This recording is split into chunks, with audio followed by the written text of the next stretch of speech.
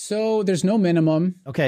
There's no technical minimum. So if somebody wants to do this for 2 or 3 people, great. Sure. Of course, we're trying to make this as easy to use as possible. The reality, as you know, I'm sure, is they're probably going to be a little bit bigger by the time they start to think about this. Absolutely. But if they wanted to, great. We'd be thrilled. We think it's, we've built it in a way that, like I said, is trying to be as easy to use as possible.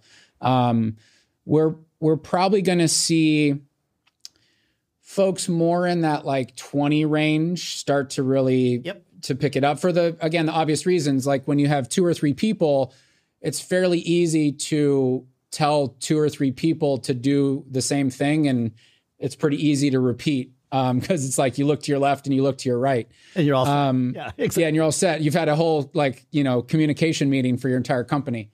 But when you start to creep up a little bit higher, it's just a lot easier to do things for folks.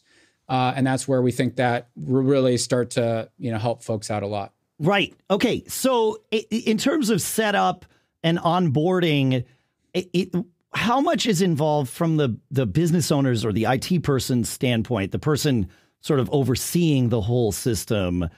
What does that process take? Is it something that they can do in a morning, in a day, in an hour? Like what does that look like? I think